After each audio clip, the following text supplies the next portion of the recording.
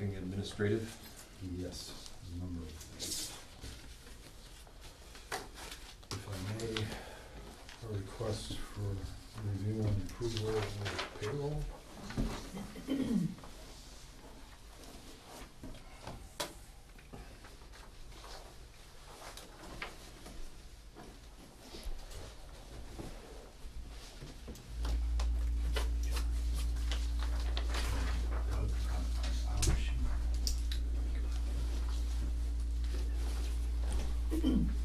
Sixteenth today.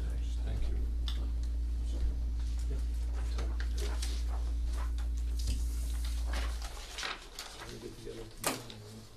And also, there's some bills, so, you know, I'm doing those. Technically a week ahead, but.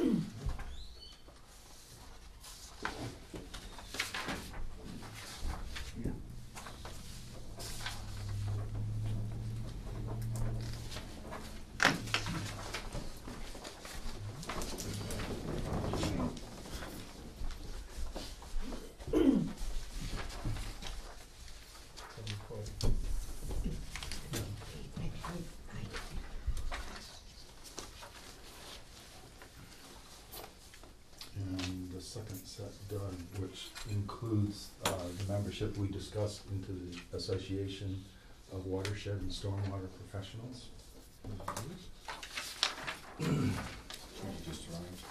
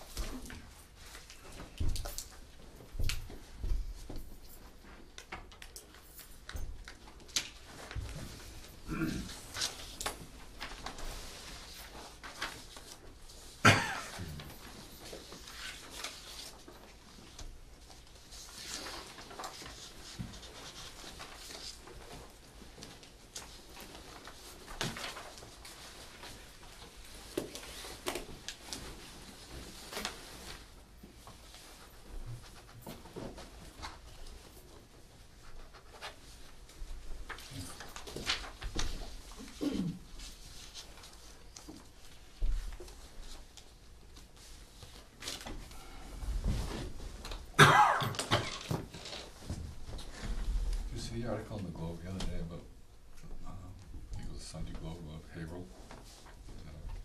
Something about the building up the riverbanks. Repairing, Oh, probably for the flood walls. yeah, Yeah, I assume you were aware of that. yes, had to permit it. As well as we have an underground section of river that goes right through the downtown underneath the post office, if they're going in there. Flushing out the rats. I caught myself wanting to say the word reaming it out, but in a sense, that's what they're doing, 'cause logs and stuff that are stuck in there. What river is that? It's the it's the Little River. There's probably The about Little River. 50 little rivers in They're little. Massachusetts, but it's Haverhill's Little River, and it goes underground for about half a mile in the downtown Then area. eventually ends up over in the Merrimack somewhere. Yeah, Turning the Merrimack. right into the Merrimack, right in the center of downtown, comes out the flood wall. Oh, okay. What was the next item in the packet of materials I distributed to you? Most of those, Legal ad policy, you have that on the agenda at 9. right, there's, I think, a couple things before that, Emergency plan for, Oh. How about, consideration of, Oh, yeah. confirmation of the issuance of emergency certification. Right. This was the fire that occurred at 395 Weathersfield Street, Mr. Hanlon's residence, which burned down a shed and then ignited a fair amount of brush and woody debris that was right on the banks of the Mill River. The fire department used a biodegradable firefighting suppression foam because it was, had gotten hot enough that it ignited the bark on some trees and was actually climbing some of the trees. So they used the foam for two reasons, because it has a lower surface viscosity, and therefore it smothers things and kind of sticks, and it doesn't just run off and run right into the river. So plus, since the fire was climbing some of the existing live trees, they utilized that to help extinguish all the woody debris. So He certainly trimmed down his shed, didn't he? yeah, Good job of that. yeah, the walls are totally gone. There was just a little bit of the base of the floor. I came out of our driveway when it was at peak blaze. Oh, wow. The wind was sort of blowing towards the house. And so, in consultation with Doug and Kurt, I visited the site the day of the fire, April 3rd, and then issued emergency certification starting April 4th to prevent the degradation of water quality of the Mill River, hand removal of all charred woody and man-made debris on the riverbank and within 20 feet of the bank, disposal to a licensed facility off-site. Do not rake or use mechanical means on the ground so as not to damage any native plant roots and remaining stems that may regrow. And then to prevent sedimentation of denuded ground surface, install appropriate erosion control as suggested straw wattles with stakes along the top break and slope of the riverbank, which is basically the edge of the lawn. And on the sloped riverbank to extend to the extent of the burned area, apply salt marsh hay as a mulch using hand dispersal, and then using a slope stabilization seed mix, scatter and seed the burned areas to revegetate. So it's anticipated that hopefully if the fire was quick, it hasn't actually damaged any of the root systems. So most of that was because of the foam?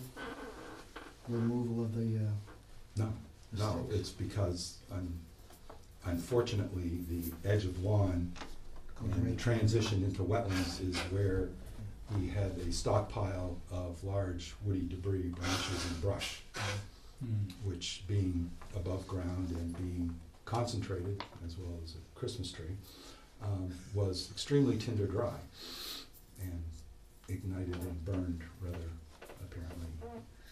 I bet you. Kurt can testify to this best. Bet you can find a lot of Christmas trees along that river. Beavers don't like their wood well done. So I'm requesting a confirmation motion and vote from the commission in regards to the issuance of that emergency certification. Any other questions from commission? So moved. In that case, do I have a motion to that effect? So move. Second. And there's a second, and all in favor of the emergency certification? Aye. Aye. All against? And the motion carries.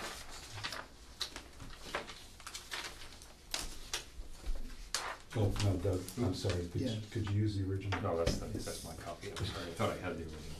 Yeah. Yeah, sorry.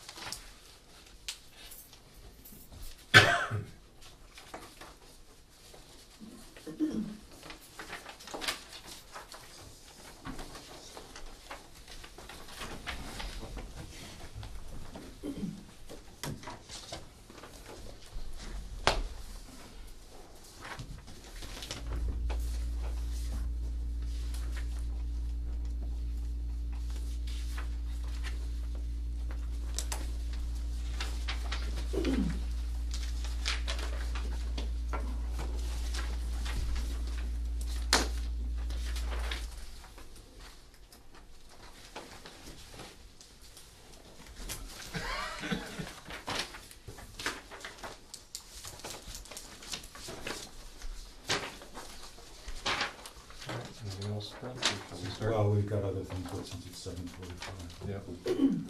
All right, so this is the 7:45 item on the agenda.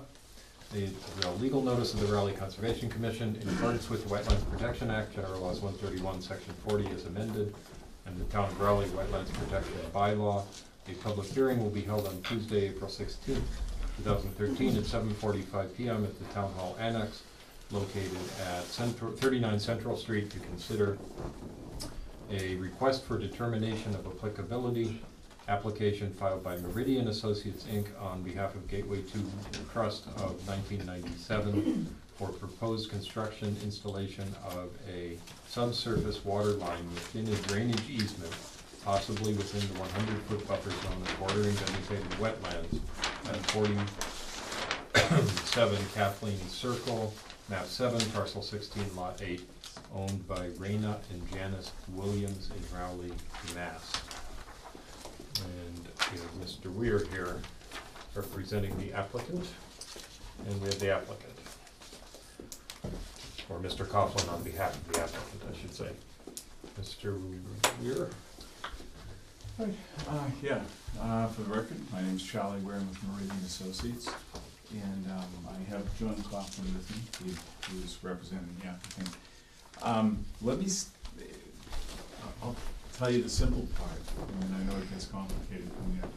The simple part is that we're requesting an RDA to install, or a request that the commission make a determination of an RDA to install a water line that is in the very outskirts of the buffer zone to a bordering vegetated wetland, and that's depicted. You've got your plans closer, but that's depicted in this area right in here. And there's the water line. There's the wetlands. It's on the outside. Where the more complicated issue comes in is over the history of the project. The first part is that the water line was requested to be put in by the fire chief, and hence the planning board, and I believe the water department as well requested it. Yeah, I know they requested it. And they requested it to improve the water system in this end of town as part of the Forest Ridge subdivision / industrial park. It's sat for a number of years, and John has decided, he's decided more recently that he wants to do this part of the project now for the purpose of moving forward and potentially putting more buildings up in the industrial park. So the first step that John did was to look at the potential of getting easements to put this in. And what we found, he hired attorney Ralph Pino, and when Ralph looked at the history of this area, he noted that there's a roadway that runs through here called Dark Swamp Road, and actually starts down on our property and then runs all the way through to here. And then the Kathleen Circle subdivision shows where there used to be where this roadway used to run through Kathleen Circle. And then the rights in that, this is my understanding of it, I'm paraphrasing what the attorney Pino has said to me, that the rights in that easement were transferred into Kathleen Circle, and the easement that runs over the property of the Williams. And that easement, Ralph opined further that easement not only gave right to pass and repass, but also the right to install utilities in. I know Brent diligently ran it by town council, is that correct? Yeah, that opinion ran it through town council. Town council has not opined, or I guess has opined that they may have an issue with Ralph's opinion. Ralph and town council, Ralph was away last week, so he just got back on Monday. Yesterday was a holiday. So I believe that the attorneys have talked, but they haven't, I just got that message from John, so that issue is still hanging in the air. If the issue, if Ralph and town council talk and town council agrees that we have easement rights in there, then the commission has the right, the commission would have the right to pass and repass over that easement. In addition to that, we also would have the right to pass and repass over the easement, which is on the Ashley property. But I know we can get rights to, we can get permission from Ashley to go upon their property as well. The last piece is the limit of the wetlands line is on the Marshall property. We don't have rights to go onto the Marshall property either. The line that's shown on here was a line that was part of an ANRAD that was done, I think, 12 or 13 years ago. So that's probably about the best information I'm gonna get without being able to go upon that property. And I would submit that because we're probably 90 feet away from the limit of that wetland, I would submit that if we were 20 feet away, then I think it would be probably difficult to make a determination. But we could certainly walk right down this wall and take a look at this area and take a look at this area and make a determination that we certainly are on the very outside limit of the buffer zone, and that this work would be, we would be in and out of there in a day. We'd install the water line, we put in hay bales, install the water line in that area, backfill it, revegetate it, and be done. So, not making a, I don't think it's, I know that this commission likes to go out and take a look at these things in advance. So, or not in advance, but before issuing a determination. So, I think I've just explained it, but I definitely will take any questions if you have them. I think our thought was that town council's opinion about using the easement isn't our issue. Correct. It's a planning issue or a selectmen's issue, it's not our Right. issue. Right. And if Brent can get permission to enter Ashley's property, Sure. or know where the easement right is, but I think it'd be the easier way for you would be to just get permission to enter the property as a whole. I think we can get that. There'll be no problem at all. Yeah, I would think it would be no Is it problem. all right for me to speak? Yeah. Yeah, Mr. Ashley has given us a right of way through his property to run the water line up there. Right. He has no problem, he's very much in favor of doing this because of the reasons it's gonna improve the water flow and everything throughout that whole quadrant of Raleigh. So he's very much in favor of it, there'll be no problem whatsoever. If you could give Charlie some sort of language, or if you wanted me to have him contact the board directly, whatever you needed, I'm sure We he'd have a get. permission form. Yeah, Right. they've been provided with numerous Yes, just- copies of our just permission get, form. That's fine, Just okay, get him to I'm sign just the trying to form. get the ground rules of what you require. As long as the problem would be, just to anticipate the problem, Mhm. is that if the permission form says on it, permission to enter the easement, then that won't solve it, because we can't locate the easement by the current plan. But if it says permission to enter the parcel, the entire parcel that he owns, that would be fine. Now, so that's problem one, which sounds pretty easy to solve. Second question is, probably not possible to answer this until Brent gets out there, but is he going to be able to see enough of the wetland from Ashley's property to make a reasonable determination? And, we can't answer that till we go, or till Right. Brent goes. Seems likely, but not certain. Sure. If he cannot, then there's a problem until you can get us permission to go onto the neighbor's property there.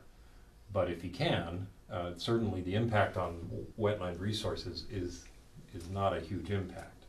This is not a big question for us, it should not be. Correct.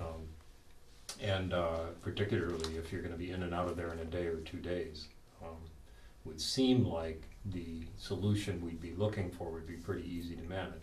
But until Brent takes a look at it, we can't really answer that question. Sure.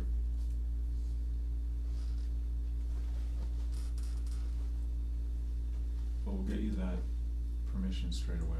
Is there anything that I've left out, Brent? think you touched upon what our understanding is of town council's memo outlining the issues. Okay. And that even on Ashley's property, it wasn't a surveyed easement, and therefore it was not capable of being accurately located, in Right. town council's opinion. Ma'am?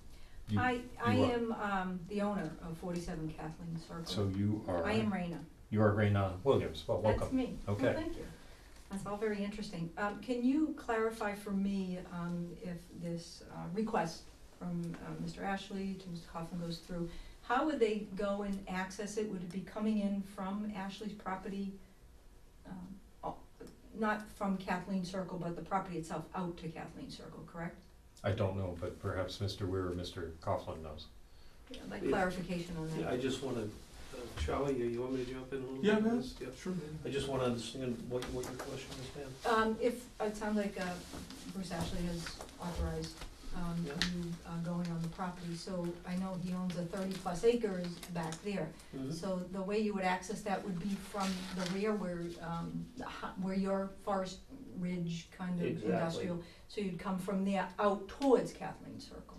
You're not gonna come on Kathleen Circle, my property's here, and access it. We could do it, the water line has to come from, and Charlie, correct me if I'm Yep. wrong here.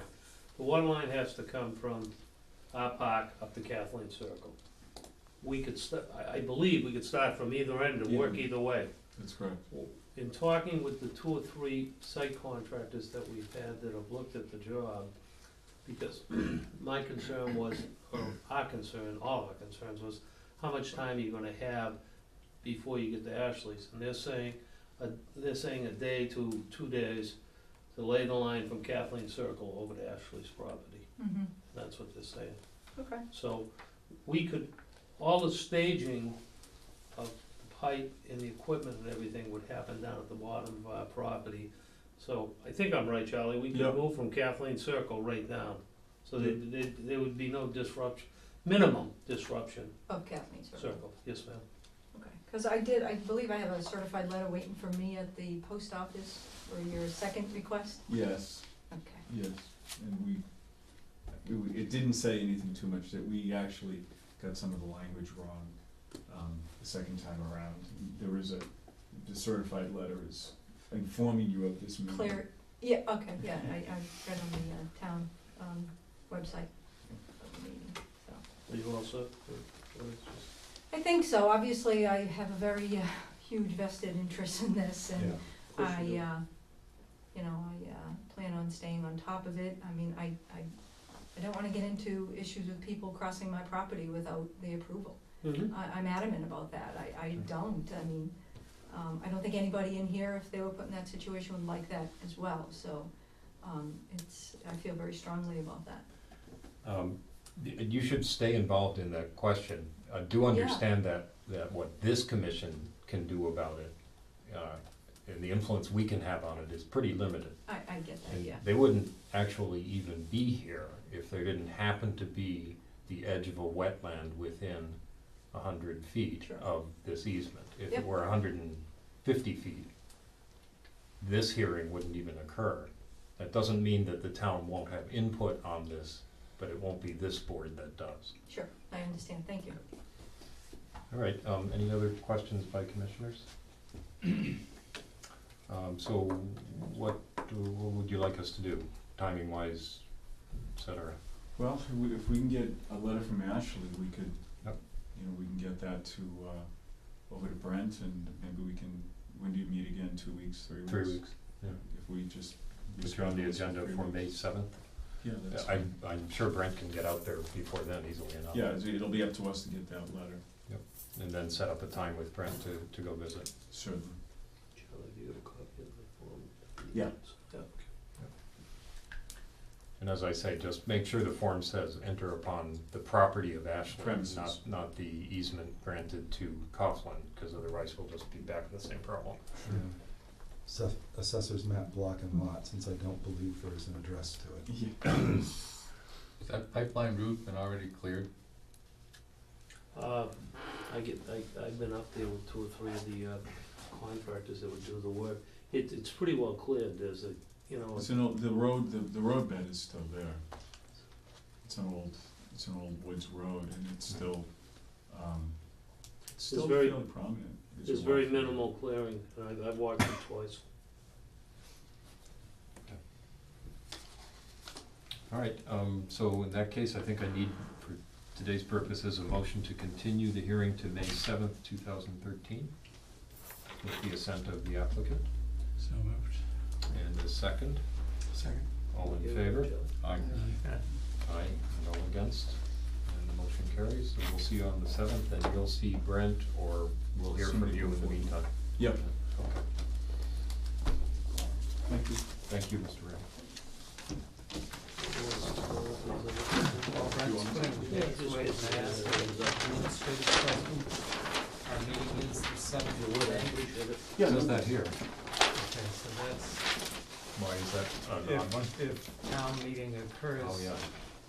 If town meeting, I should say, is held on, takes 2 nights, Takes or take the 7th, so we're meeting during town meeting. We usually do about that.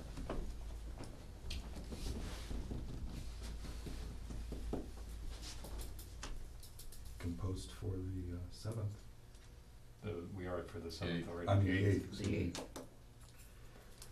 I suppose I we guess could I can do- ask and find out whether it's anticipated. Post them both. Yeah, post them both, that would work, right? Okay. No. And then we can basically announce at town meeting what, and otherwise, if we have to do it on the 8th. So I don't think we can do it on the same night as town meeting. That's a good point. I think it's. Well, that's, again, this is just Not the sure. town meeting goes to 2 nights. Yeah, Yeah. no, I understand, Yeah. but, and it might, Yeah, and it might not. I will not be here if it's on the 8th, Okay. because I've got another committee that You got a committee, purposefully put it off. you got a committee more important than our committee? No, Sam, I'm offended. no, no, but, Just kidding. Oh, that's fine. when I took the job, I said I may come into a conflict every once in a while, and this would be one of the true conflicts. Does anybody else know that the 8th might be a problem, the Wednesday? I don't know why it would be for us. Okay. Charlie, we just had a discussion while you were out of the room. Town meeting in our town is the 6th of May. Yep. If town meeting gets carried over into a second night, we'll Right, you have to can't postpone this to the 8th. And so we're gonna post the meeting for both the 7th and the 8th, and we'll let people know if that happens, just so you're aware. And Ms. Williams, you also understand what Yep, that, I do, thank you.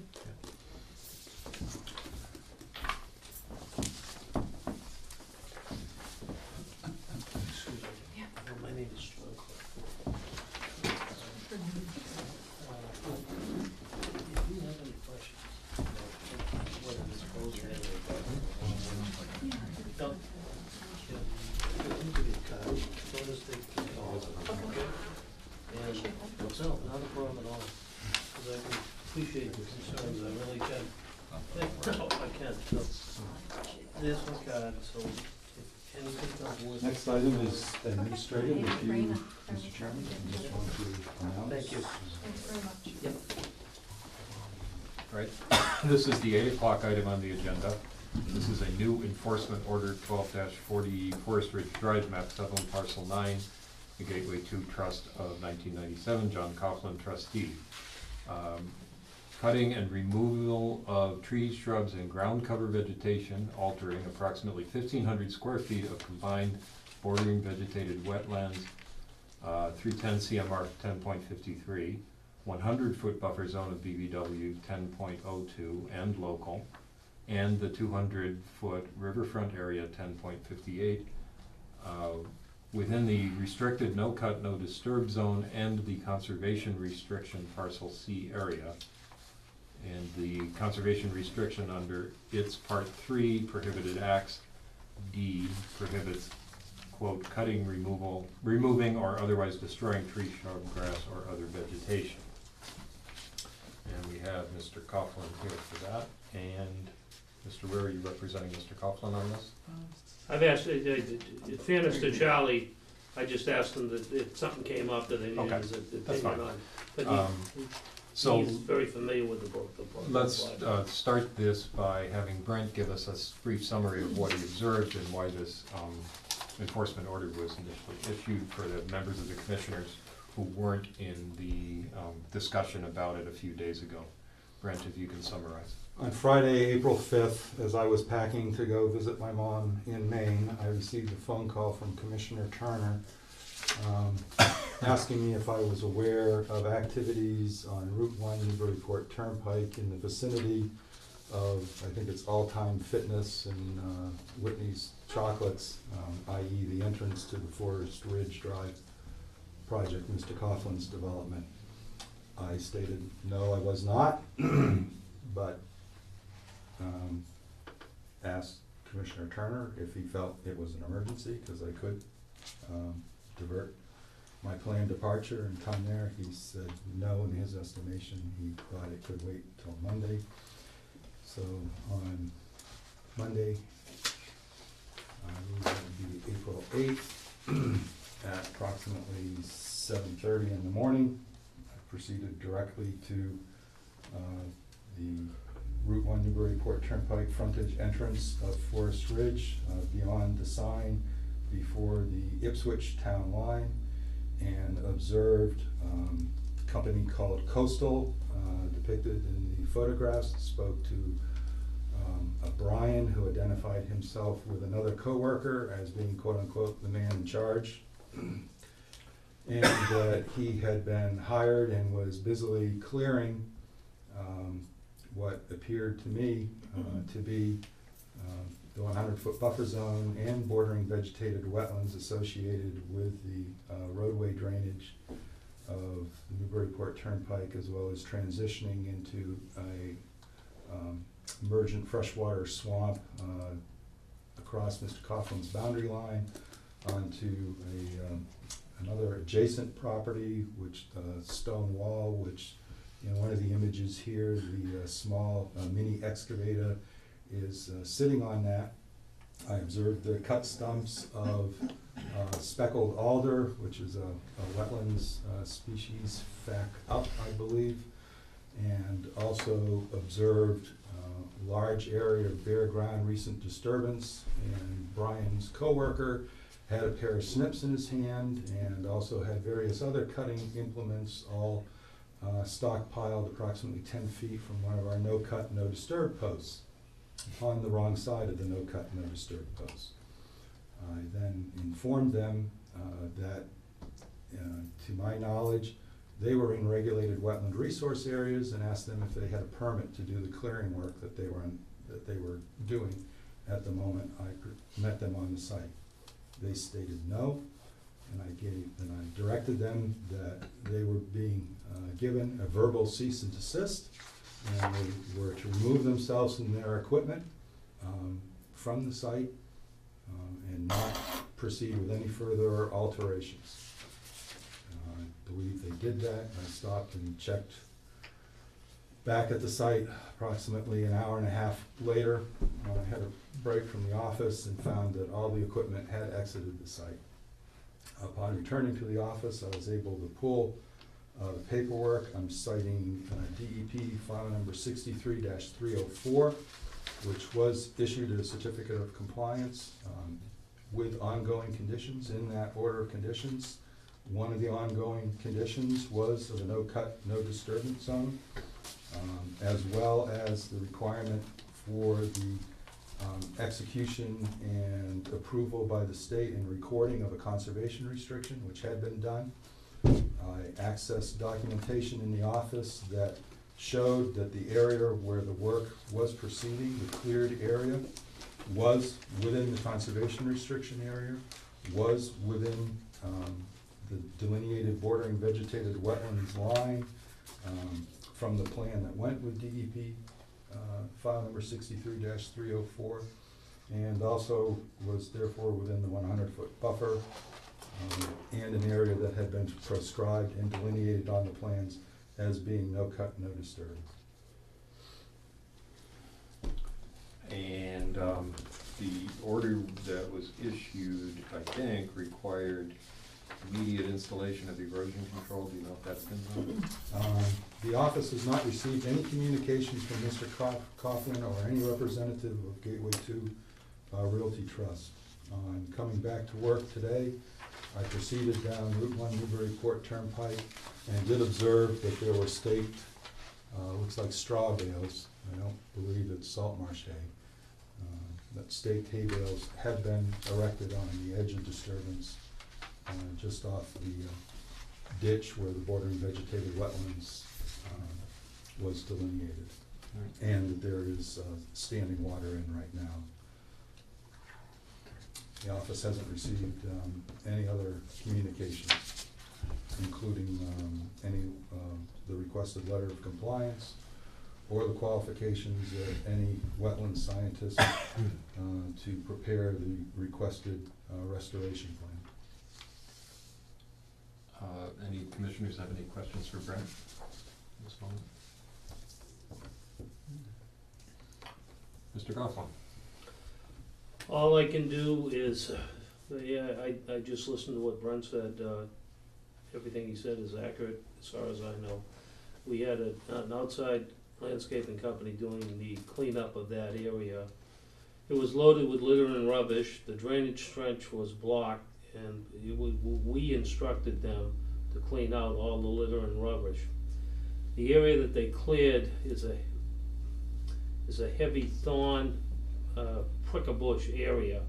They couldn't get in to get the rubbish out, so they thought they were doing the right thing, bringing a mini excavator in to pull the material out, and they got a little overzealous in what they were doing. It shouldn't have happened, and even when I got the call about it and went up and talked to the foreman, he had thought he'd done a great thing clearing out all the rubbish and pulling out all the thorns. So it happened, and this all happened over from Friday.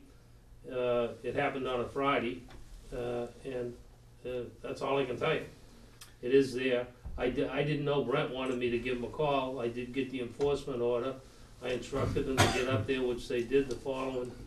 I think this all came to a head on Monday morning. They had been up there on Friday. Yep. And on Tuesday, they were up there and they hay baled it out. And they got a plan, which I'll leave you a copy of tonight, from their wetlands people to replant the area, which I have right here. So, that's all I can tell you. Who prepared this plan? I don't know, it's somebody, Coastal, I'll get the name of the wetlands person they had do it in their certification, but this just came over to me this morning. And they're prepared to go in and plant it if it meets with your approval. So, they've got egg on their face, they didn't do the right thing, so, and they're just saying that people got a little overzealous being out there. Looks to me like they must have done some work on Saturday as well, because when I went by and called Brent, their excavated vehicle was right there, and none of this back stuff for the next 10-15 feet had been cleared. I went by again later in the afternoon, and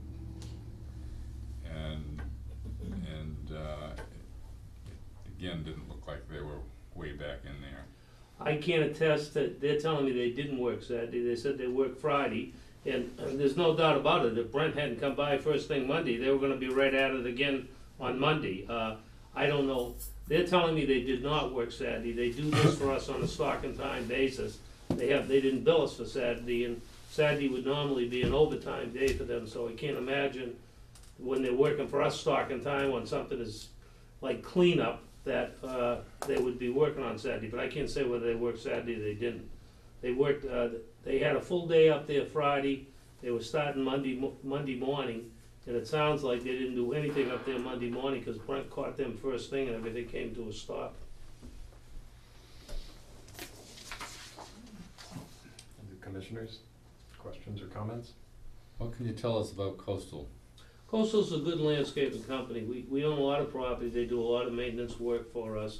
Where are they from? They are out of Danvers, And they are a reputable company, but they do a lot, they don't do new landscaping for us, they do a lot of maintenance, if you will, for us. They go in, and we use them to supplement our own crews this time of year when we're trying to get properties cleaned up, to get them ready for spring mulching, et cetera, et cetera. Was there any filling or leveling? No.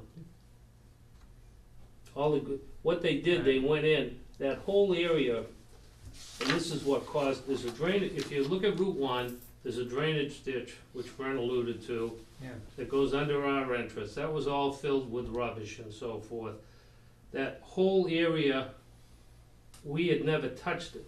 We have the area we replanted with the wetland species where the sign is, Brent, do not cut, do not do anything, and we went through a few episodes early on when our landscaping crews were in there thinking it was grass cutting it, and we've since solved that problem. But this whole area was a bunch of, and I don't know the correct species, but it was all thorns and pricker bushes. Cat greenbrier. Thank you, Cap Greenbrier, I should have remembered that. So, but anyways, and it was loaded with rubbish.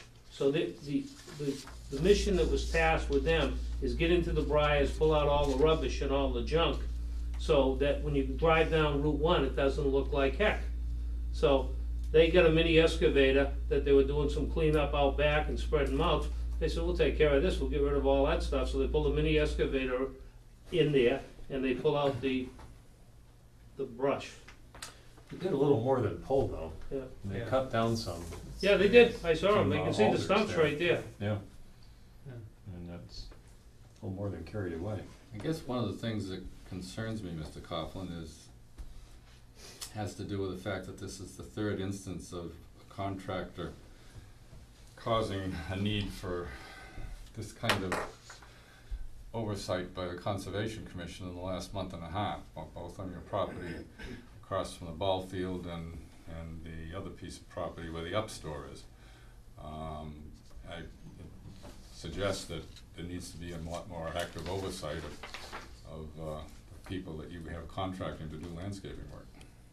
Well, the other two issues were irrigation wells being drilled. When you talk, I think you're talking about the 406 property and the UPS property, Yeah. that was Vera drilling irrigation wells. Yeah. Hmm. But that's 3 instances in the Yeah, last no, I 3 agree. months that, Yep. that we've had to have you come in here and, well, actually, we didn't insist on you coming in, cause that seemed like it was your well contractor that had, just not done his job correctly. But I agree with Commissioner Turner, it's, you have to start questioning the supervision of these people. Well, it falls back on me. I don't own the property. I'm the project manager for the property. I'm out there with these people, and and that's the reason why I'm here tonight. The blame lies with me. Anything you wanna add, Brent? Well, based on material submitted tonight, first off, unless the commission feels that the enforcement order contains either unreasonable or burdensome requirements in it, then so far, we have not even gotten a shadow of what's been requested. We have no contact information for coastal landscaping. We've not received any qualifications of whoever prepared this plan. I would suspect, based on the species that I see listed on the plan, I would suspect that this has been prepared without any knowledge of the existing fauna that's in that area, because I don't see any species listed that I'm not real good at identifying things by just the flesh cut stump once the upper portion of the woody stem vegetation is gone, but I do know there were speckled alders there. I do also know that there was greenbrier there, and I'm not aware that that's listed as an invasive species.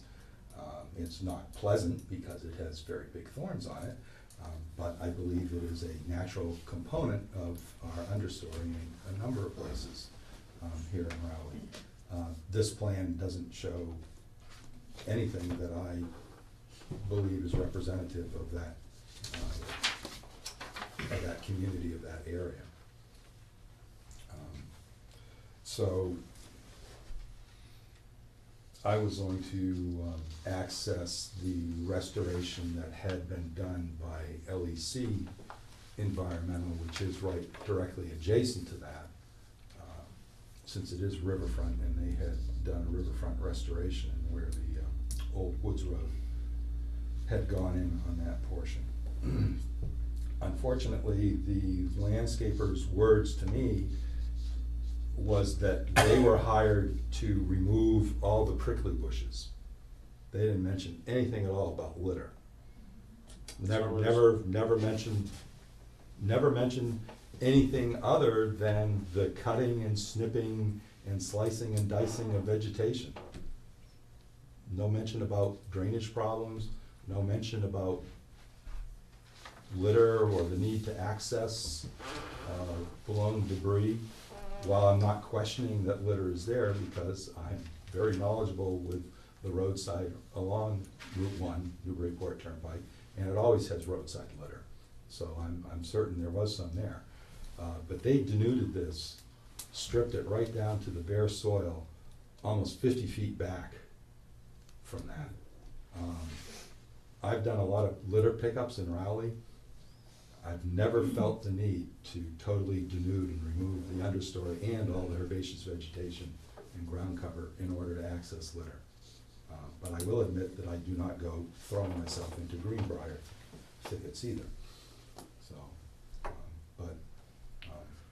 again, I would request the commission review the requirements that have been set forth on the enforcement order. As is typical, we request that the commission receive a letter stating the violator's intent to comply. We requested that to be received by April 18th.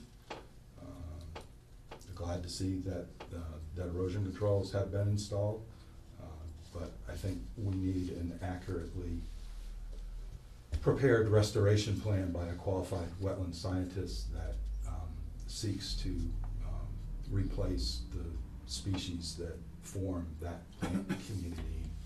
We will probably get some regeneration of the root systems, but that's all. Do you want this, if those in fact are straw, do you want those replaced hay bales with salt marsh hay? No, I think that I didn't see any evidence of weed species in those particular hay bales, so I think it's better having them in place than not having anything there, because it is down to bare soil.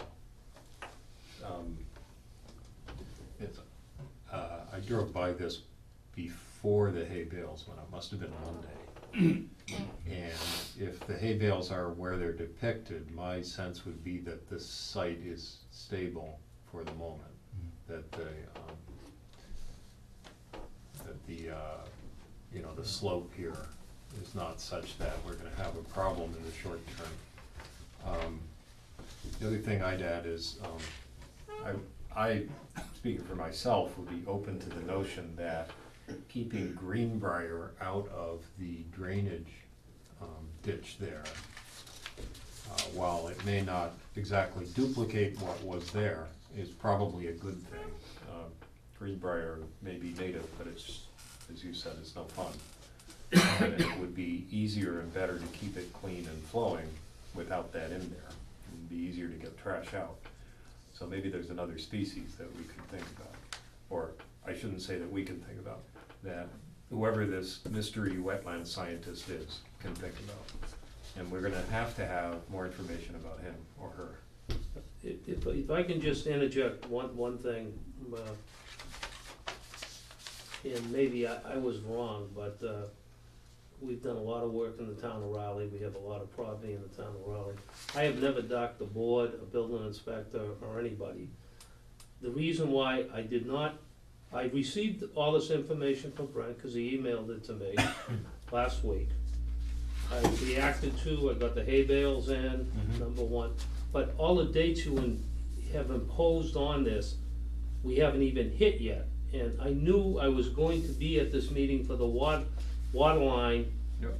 tonight, and I felt we could discuss these issues at this meeting. And I didn't mean to offend you or duck the board or your agent, because I normally respond to him, and I think he can attest to that pretty quickly with any issues that we've ever had. And my whole thought process was to get my arms around this last week, number one, and knowing where I was gonna be here tonight Yeah. on April 16th, I believe it is, and all the dates were a little bit outside of the erosion control, which I told them to do right away, we'd go from there. And I felt by being at the board, I could get my arms around the problem, explain to you why it happened, and do whatever's required to kind of, No, that's okay, and in well, I fact, just didn't want anybody to think that I would ever duck a commitment that the company I work for has. and we knew you were coming here anyway, Yes. so it made sense to put this on for the same Okay. hearing, because it made sense for us as well as you. And indeed, the restoration plan under the order isn't due until May 23rd. So it's not that this isn't in compliance, it's just not adequate.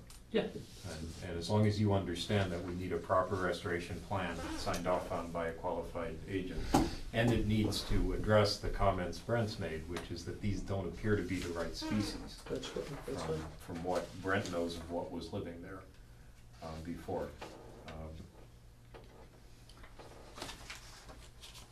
I guess there's a question in my mind as to whether we should also issue an enforcement order against Coastal.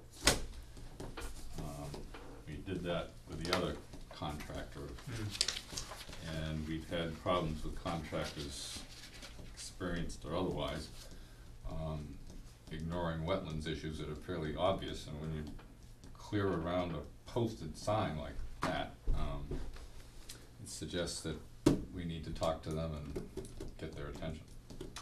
It is a little distressing that a sign that says no cut, essentially no cut, no disturb, is within 20 feet of where this clearing occurred, or less.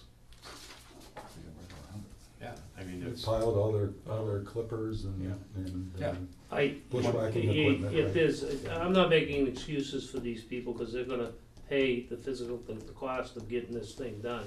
But in fairness to them, when I asked the same question that the board has asked them, there is definite, that area where that sign is a definite area that we replicated, where there's plants and so Right. forth there. It's almost like a grove area. So when I asked the question, because they brought it up to me, that Brent said, what do you hear? Can't you people read English? I think was, well, can't you read the sign? I don't know what you said to him, and I'm not quoting you or I paraphrasing. just said, what about the sign Sign, right there? right, I didn't exactly. make any comments questioning their level of. No, and of- I didn't mean it that way, and I know you're gonna be politically correct in this day and age.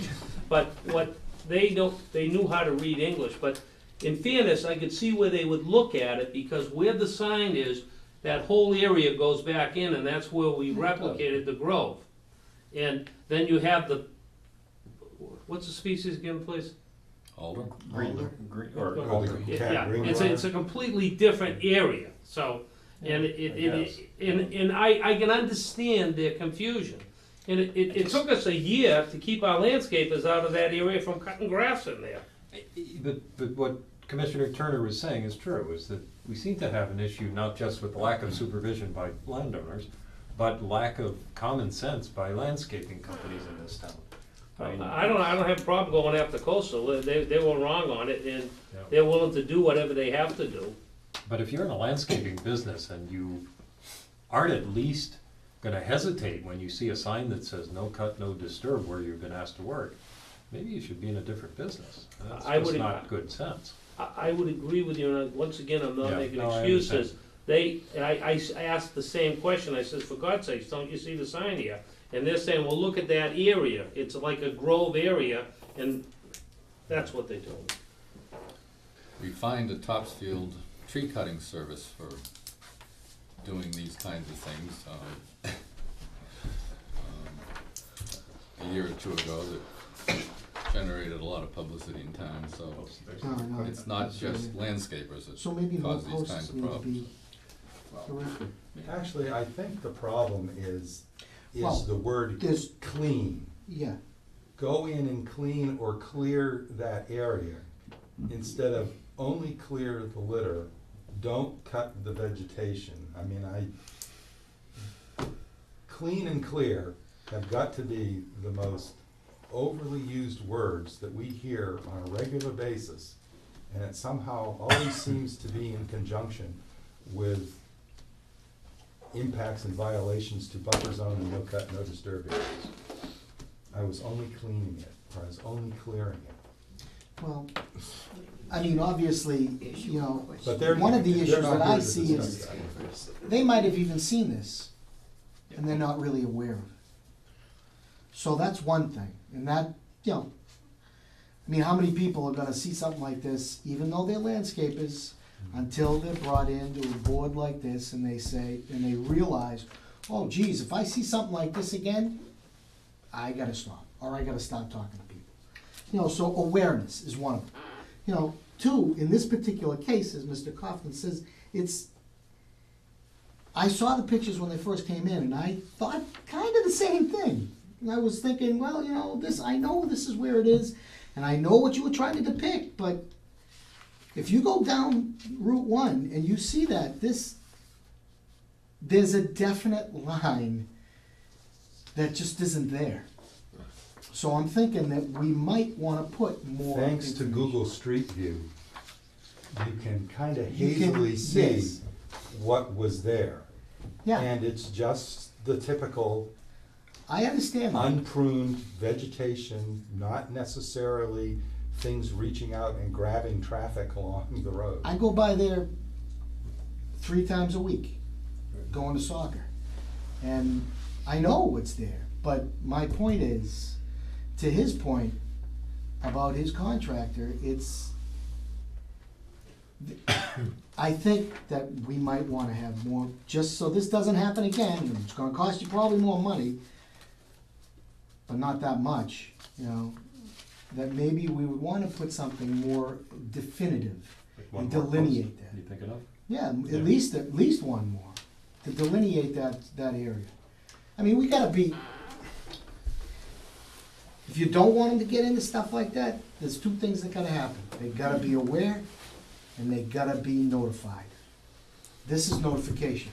Awareness is teaching, is learning. You know, so. To answer your question, sir, I don't have a problem posting two or three more of those I signs. know you don't.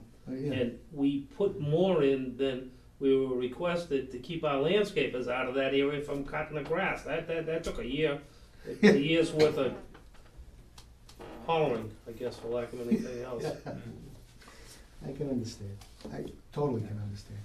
They're, So that's my input. I just, well, on somewhat the same note, let's take up Commissioner Turner's suggestion of, should we be issuing an enforcement order against coastal as well? I think so.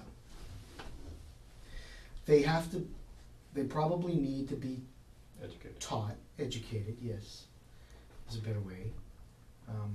And that would be a way to do it. And if they're in Danvers, they're gonna be doing work in Rowley. So, We're doing work right up at that park right now. so is there, that would be actually a separate matter, or would it? Yeah. So we should probably conclude what we're gonna do on this No, it one. would be dual, it would be dual. I mean, it Really? sounds to me like Mr. Coughlin is basically having them participate either willingly or unwillingly in the mitigation, restoration, replanting phase of this, so. I could have copied them, but I honestly had absolutely no contact information there. Yeah, They right. just say coastal on the side of their little mini excavator, and there is no other contact information made available to me in regards to them, so. If, and, if I can add some, they are doing work in 3 or 4 of our parcels in Raleigh right now. And I have to believe every one of them, this board would have something to say about, not that they're doing anything wrong with them, but they're gonna be within the authority of this board. I don't have a problem, and as I say, I wasn't trying to sidestep Brent on this. I don't have a problem as this moves along so that we clean things up and get things done properly, is bringing the owner of the company to a meeting with your agent, so we explain what's happened, what we've done, and how we're gonna correct it. Not that I'm trying to throw that gentleman under the bus either. Because when the day is done, our company accepts the responsibility, it's our property, no matter who we had in there, what we do, it ultimately, that's the reason why I'm sitting here tonight. Right, it only behooves you in the end. Yeah. So I don't have a problem with that, so that Coastal understands when they're working in Raleigh or any town. They're doing work in numerous towns for us. I mean, it's gonna keep happening unless we do get them in here, I think, if they do that much work in Raleigh. Awareness, it's what it's really all about. I would move to issue an enforcement order against Coastal. Yes. So there's a motion to issue I guess it would really be a similar enforcement order in the sense of its terms. It'd be for the same, issues, the same violations. Right. May I make a suggestion? Yeah. Since I was going to request, that if the commission has accepted all the information presented in regards to the enforcement order, I was gonna, request confirmation and ratification of the enforcement order, presented before you, if you just wish to amend your motion and direct that I also send the same enforcement order to Coastal Landscaping Danvers based on contact information to be provided. I believe that would make a succinct economy of motion. I will amend them. Okay, the motion Motion hasn't to been seconded, so you include that. can still amend it. So there's an amended motion as stated by Brent. Is there a second to that motion? Second. And, any further discussion? Mr. Weir, would you like to add anything? Sorry. The motion's been made and But I asked you seconded. to stay? The motion's been made and seconded. All in favor? Aye. Aye. All against? So the motion carries. I think in terms of procedure here, what we want to do is, the order that we just ratified sets a date of May 23rd for a restoration plan. We have a meeting on May 28th. 28th? All right, yes. So would it make sense to continue this to May 28th to hopefully have a restoration plan on file and approve it? I can guarantee you that we'll have a restoration plan by the end of next week into Brent, that we can discuss, and we'll make whatever changes he deems necessary, so you'll have it for that meeting. Okay. And, let me sure where Brent this one. I want to hear this.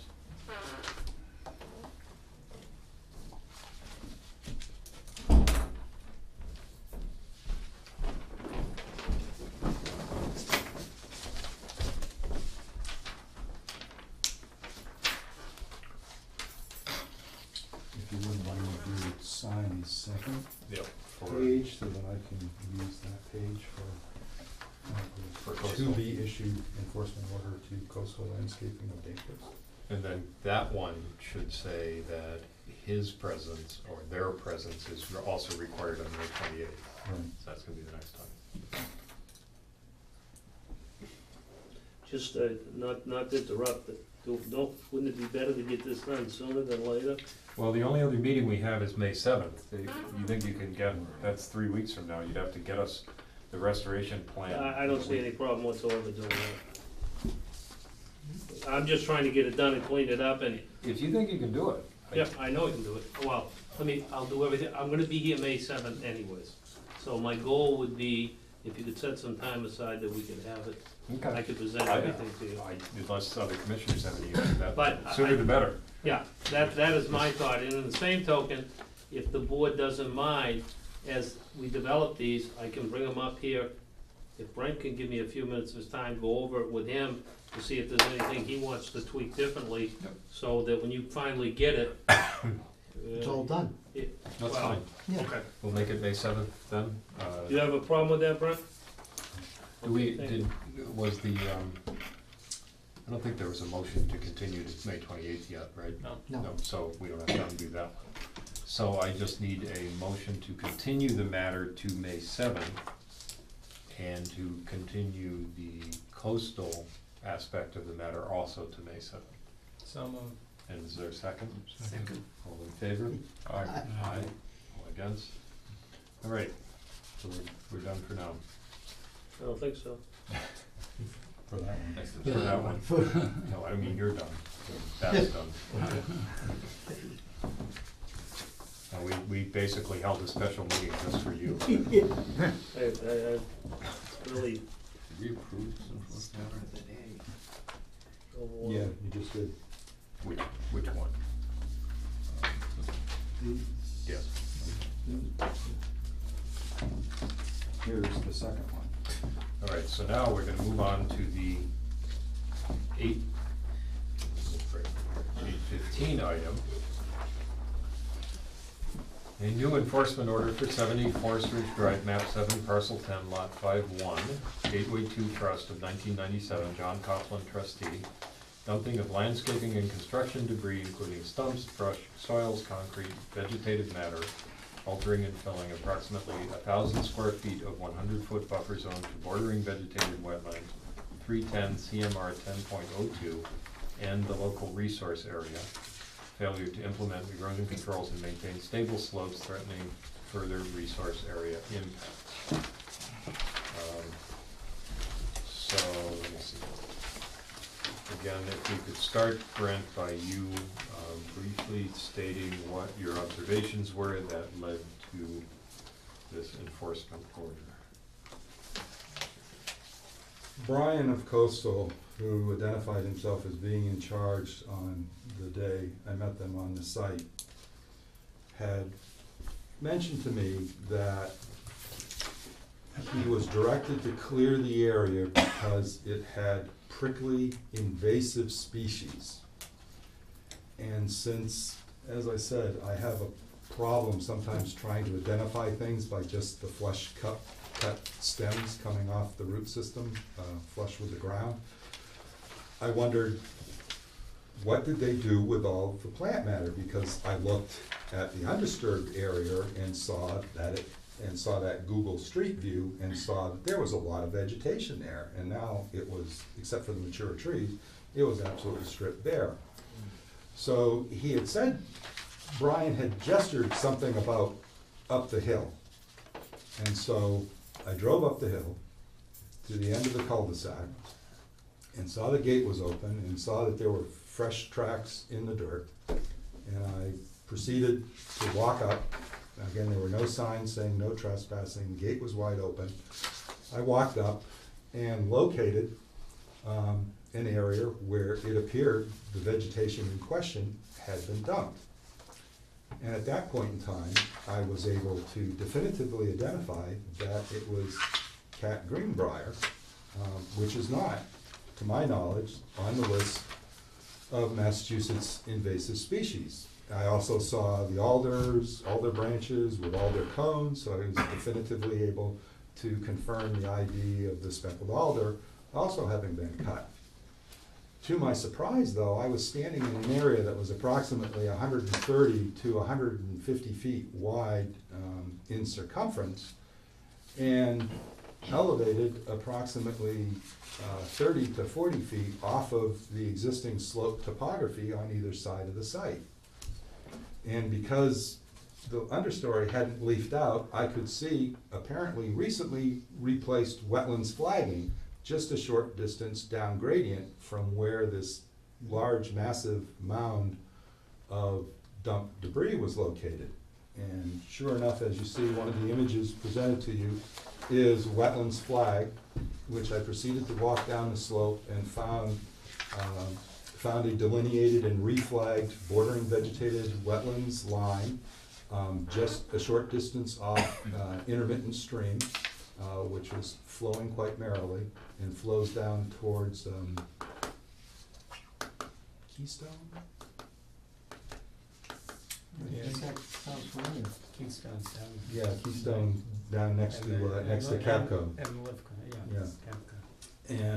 And so I recognized that this was that same same water course and same delineated bordering vegetated wetlands that had previously been on the site.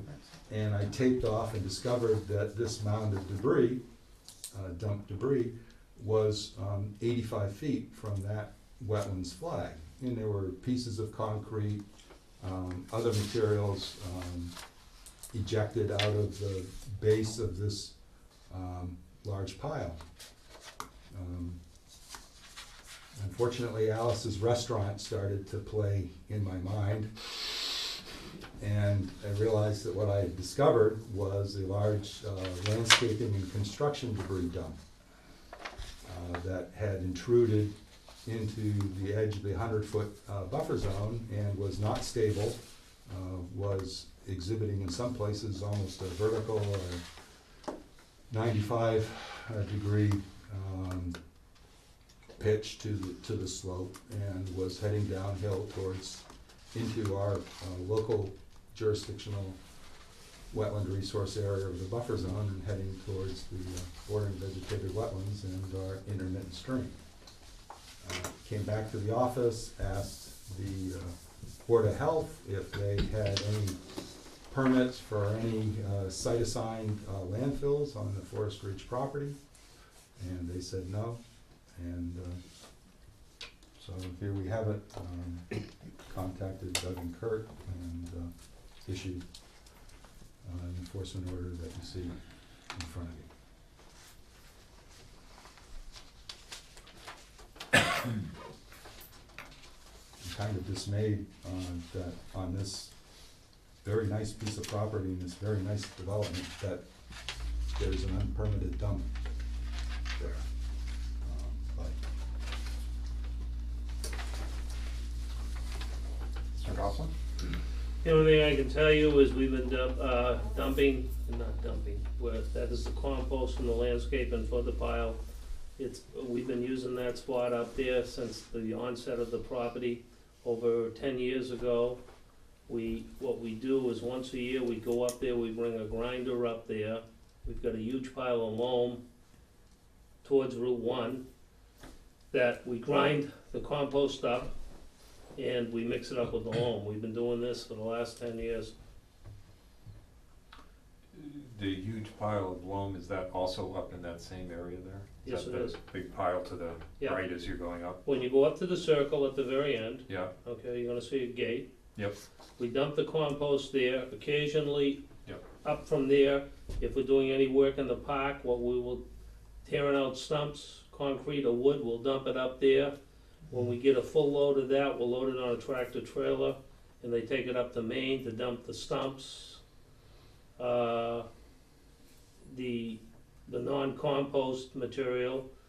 And then every year what we do, we go up there with a large grinder and we grind up the compost and we mix it into the loam. Brent, do you have any further information about whether there's state permitting or anything like that required for this type of solid waste? Do we know anything about that? I turned this over, I reported this to our Board of Health. It was told that, I contacted DEP Wetlands Division, but they went and talked to the solid waste folks and said that permitting would have to be local. So there's not in regards to whether it was site assigned or not. So there isn't a state regulatory requirement about this type of? Well, this is covered under the site assignment regulations for solid waste disposal. Okay, so that's what I'm asking There's is, stumps and large pieces of concrete slab and other pieces of concrete. Again, it's a pile that appears to be heading down the slope. There's no evidence, again, that it's stabilized or whatever. I would have to go back in the aerial photos to tell you, whether there's evidence of it spreading, but it appears to the way it's up against the mature trees and stuff that it's definitely been in accumulation for a long time. This line, that crescent, I don't know if that's pre-existing or not. normal composting or chipping operations that I'm aware of usually do it on a flat level terrain so that it quote-unquote can be turned, because that speeds up the decomposition process and releases the nutrients to make it a better material to use as a soil amendment. But that's in commercial composting operations.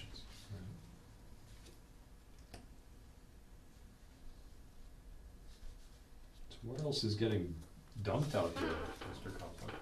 Nothing but the landscape composting, shrubs, cuttings, leaves, grass. If you're saying you see concrete down there, I'm not saying that it isn't. On top of the hill, we will, and you can see it up there right now, there's railroad ties that we pulled down a retaining wall and built a new stone one. We'll take stumps up there, we'll put them up there. And masonry, when we get a full tractor trailer truck load, we'll go up there, pick it up, and I believe they take it up to Scarborough, Maine, and they dump it up there. The compost, what we'll do, we'll go into the pile once a year, shred it, and mix it up with the loam. Yeah, the pile's pretty big if that's what you're doing, and you're leaving a lot of it there. Yep. I guess from our, 10 years, I guess. From our perspective, the problem is it's intruded into the buffer zone. Mhm. And it seems to be, from what Brent's guessing, it's really just, what evidence we have, it seems to be moving in that direction.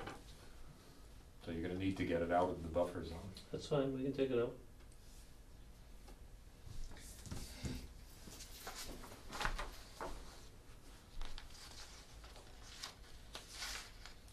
Brent, what else do you think needs to be done besides that?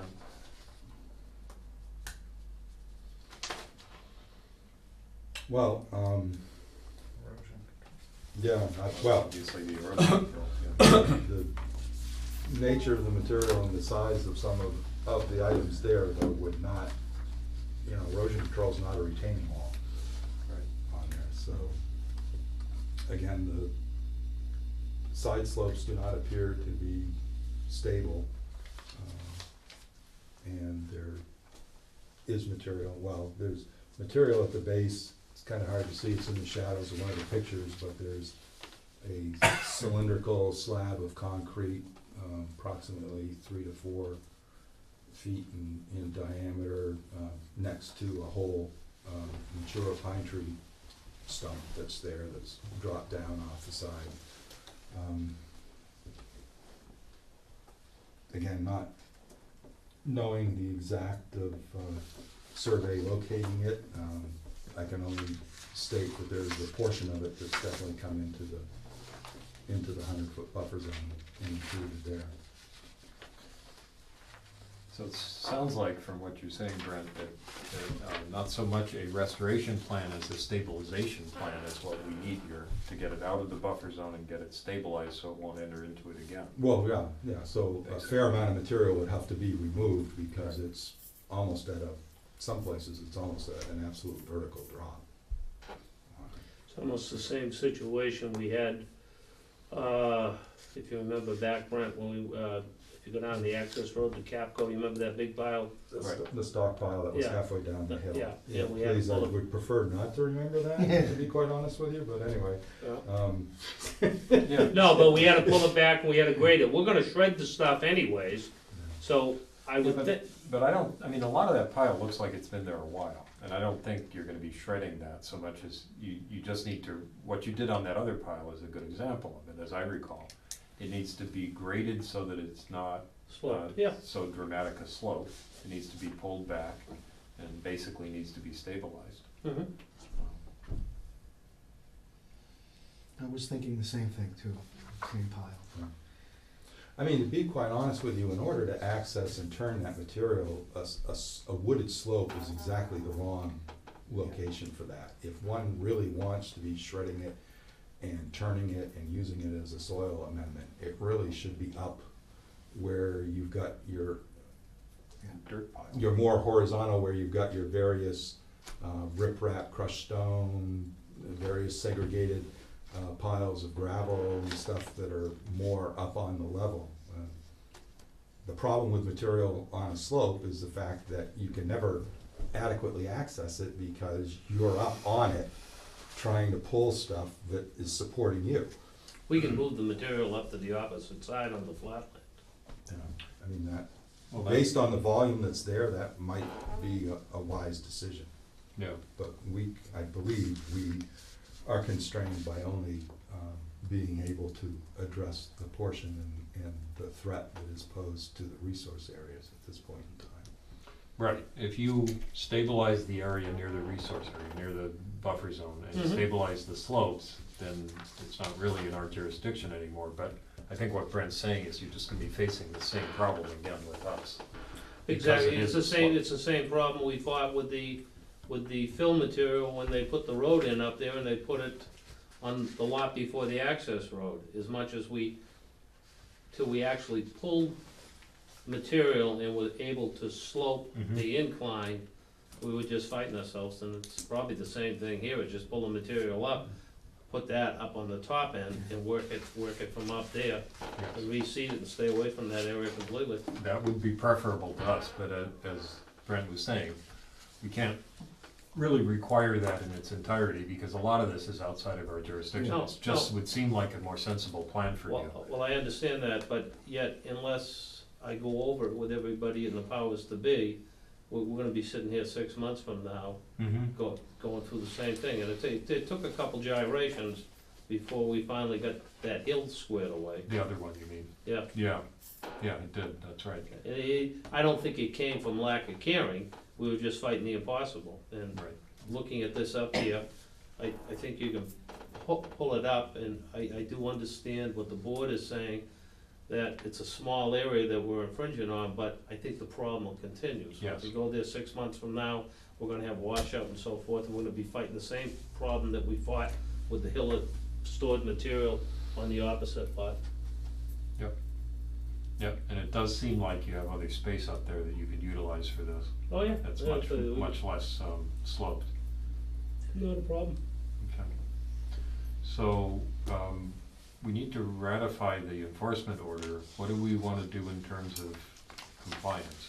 How long do you think it would take you to figure out this plan and execute it? What I'd suggest, with the board's approval, is I'd get together with Charlie up there, and we'd come up with a plan that we could submit to the board, get the approval on what we're doing, the erosion control at the base, because if we go in there and start pulling, we're gonna Mhm. have some disturbances, Yeah. and then come up with a plan that everybody agrees on, and if you're there, we get your blessing, we get started on it. Um,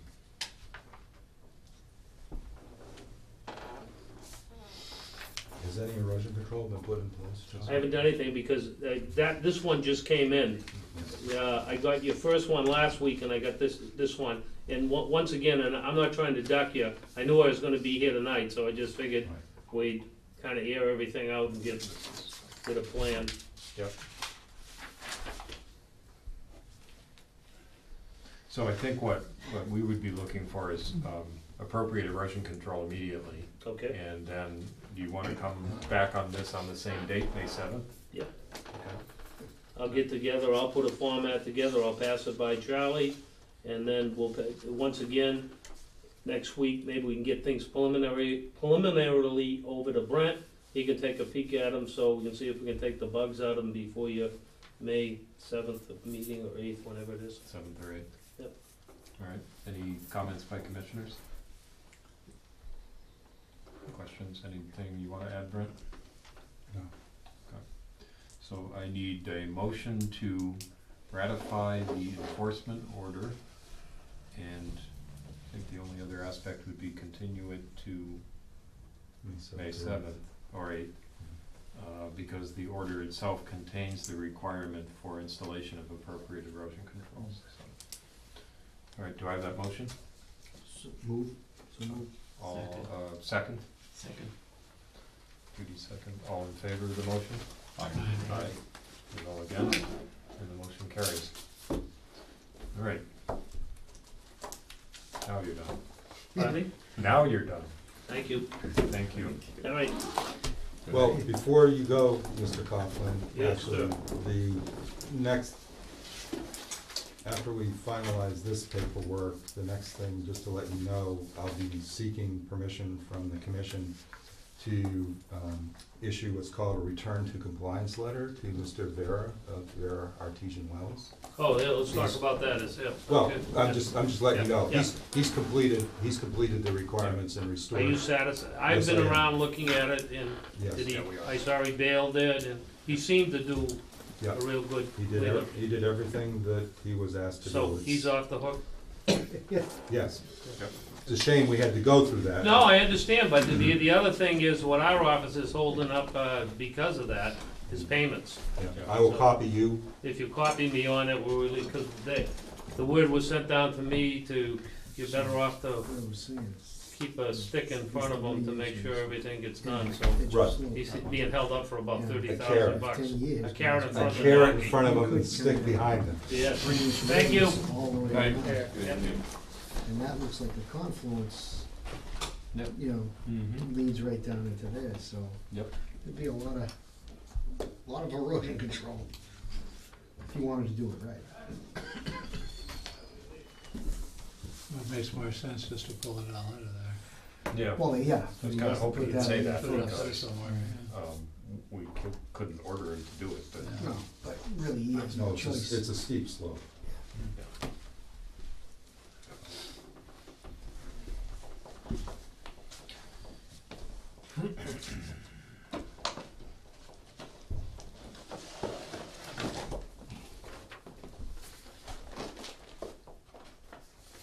With that segue, before returning to our normally scheduled programming, that's photographic evidence of my confirmatory site visit to 406 Havel Street, the site of the lawn furniture place, where he's put leaf litter or whatever, restored the area. All the sediment is gone. There's just that discoloration on the pavement. So with the commission's consent, I will issue a letter of a return to compliance for that site. And he came in today personally to check with me and Okay. make sure that everything was on the up and up.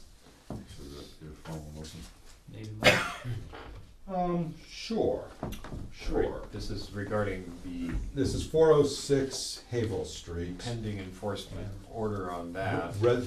Resolution of the enforcement issue at 406 Havel Street. Right, and this would be a motion to resolve the Issue a letter of And return to issue a- compliance. issue a letter of return to compliance. So let's see, then this is one for 406 Haverhill, because there are Yep. two of them. So do I have that motion? So move. Second, Second. all in favor? Aye. Aye. And no against, and so that motion carries. And then we have the other address. The other address is 141 Newburyport Turnpike. Okay, so this is the, This is a UPS, now frozen yogurt building. right, and this is the same,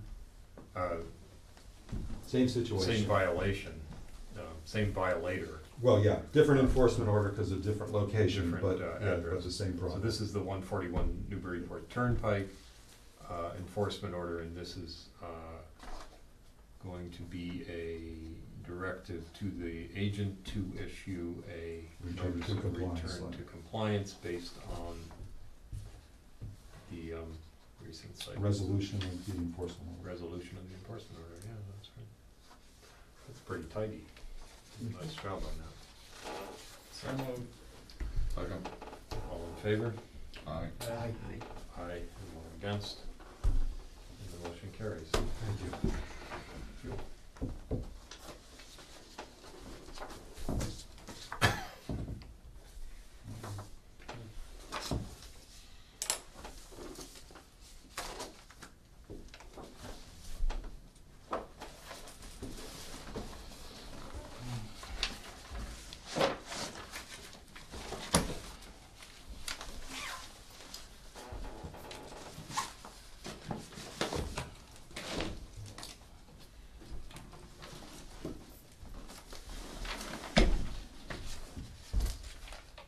Do you want to, Mr. Chairman, do you want to complete the agenda items and then go to the other various Yeah, reports and administrative? let's do that.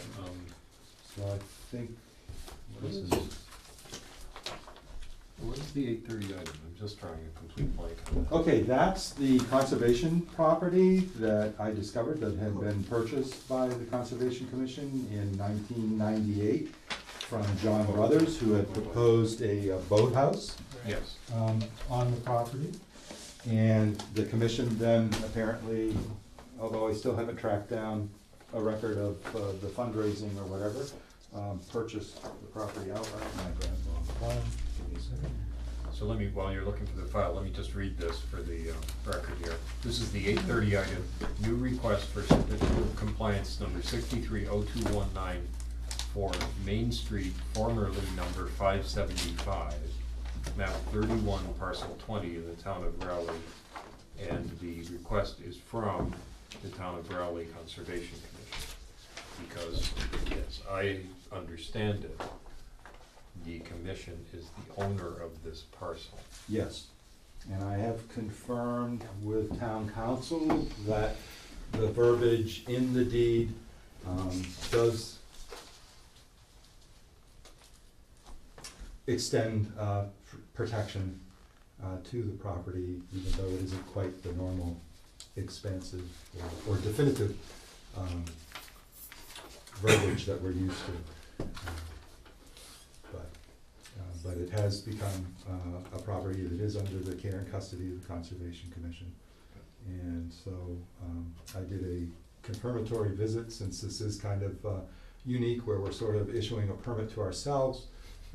We bought the property with a recorded order of conditions, which of course has since long expired, but showed the construction of a driveway and boathouse. And you're looking at a photograph. The slope is, kind of good there, so I guess they would have been digging in a bit and pulling it out. It does seem like it's a very small, tight, congested area, so I'm not sure how big his boat was, but it couldn't have been very big. It's a very small area.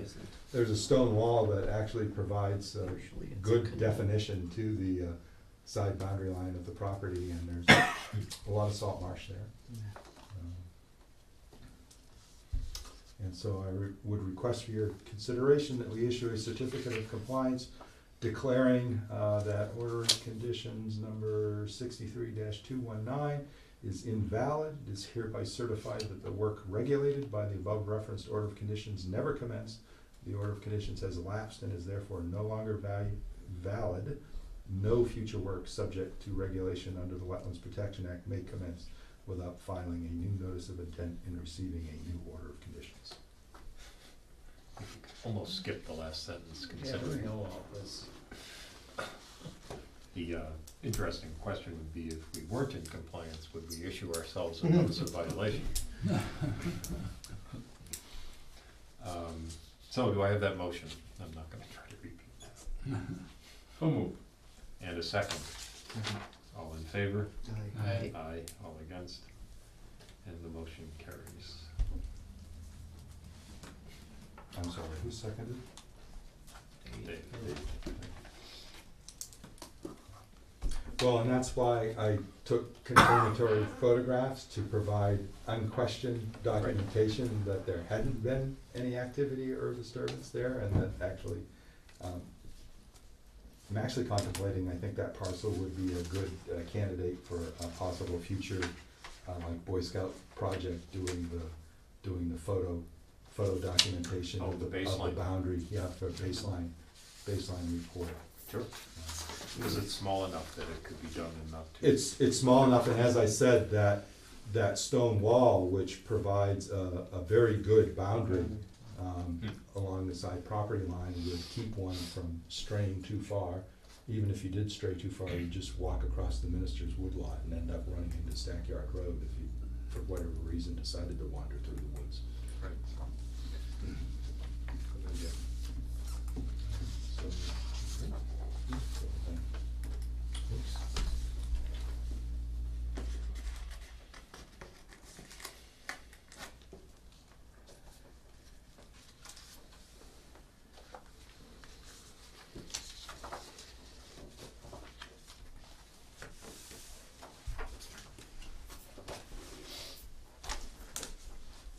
didn't say this earlier, but the interesting thing when one observes greenbrier in its natural undisturbed habitat, it doesn't grow down into wet ditches. It actually has this kind of, it tries to climb. It isn't anywhere as well adapted as grape or bittersweet is. It won't wrap itself around existing vegetation, but it gives you the impression that its branches were just kind of thrown hither and yon. It's, yeah, it kind of splays out, but it's very dispersed. It's not concentrated. It's not thick.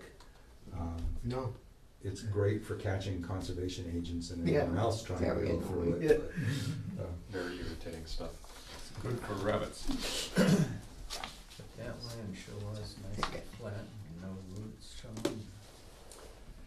Yeah, when I saw that, I was like, oh, they must be clearing a path so they can see the sign. Cause as you're coming back up, you can see it plain and clear. That's Like, what we thought, but Yeah. that side, from that Yeah. side, you're on the other side of the Yeah, road. exactly. You're northbound. Right, so, You can That see is the like a sign different anywhere. perspective. yeah, Plenty of times it's a big sign. yeah. Well, No, and that's exactly, as I was coming back from the Topsfield Arena, I was like, that's really clearing it out there. It's like the best roadside rest area in the state. Really? all right, that brings us to the 8:45 item. The continued consideration of the gift of land off Newburyport Turnpike, map 14, parcel 22, estate of Elizabeth B. Cook as conserved open space land consisting of 1.99 acres. Let's see, let me update you. I spoke to attorney Arthur Ross, who represents the estate of Elizabeth B. Cook. I spoke to him this afternoon and informed him that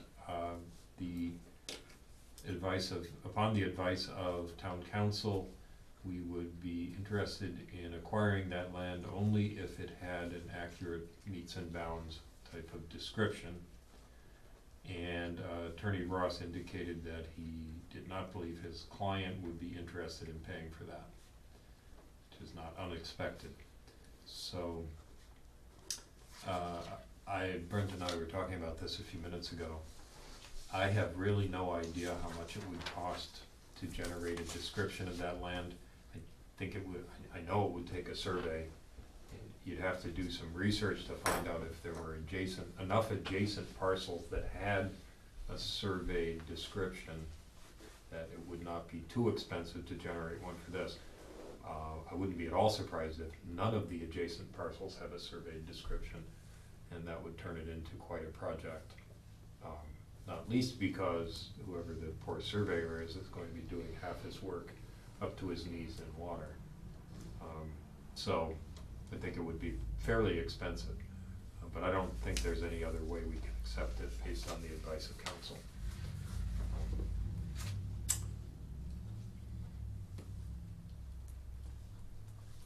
And I advised Mr. Ross I would present this to the board, but that my sense was that the board would not be interested in expending its funds or town funds for that either, unless there's someone else who has a different opinion or would like to take the matter further. I think we're pretty stuck. I would recommend that the matter be tabled pending potential gift to the town, if and when it ever happens. Yeah. I suspect what may happen in a practical matter is that Mr. Ross's client will simply stop paying the taxes on it. If they even are paying the taxes on it, they'll stop, and eventually it'll become the town's property by way of that. I can't think the taxes are much, but they're more than it's worth it to them. All right, so do I have a motion to table the matter indefinitely? I think would be what you're suggesting, Brent. So do I have that motion? I will move. A second? Second. All in favor? Aye. Aye, and all against. The matter is tabled.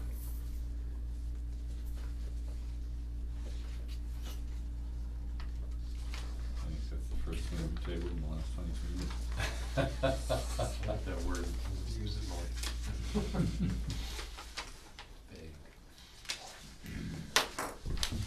On the side, speaking of Minister's Woodlot and matters religious, there's a really fascinating article in the editorial page of the Daily News today about persecution of Quakers in Newbury and treated as witches.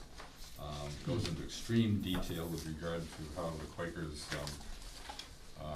tried to forestall all this by females showing up nude and other fascinating things, but it's an example of religion gone amok, which probably continues to this day. Yeah. At least we don't burn witches yet.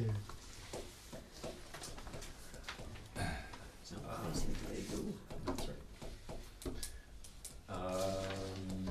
Well, let's see, we have one more item on the agenda, which is a 9 o'clock item, proposed revision to the public hearing notice or legal ad policy.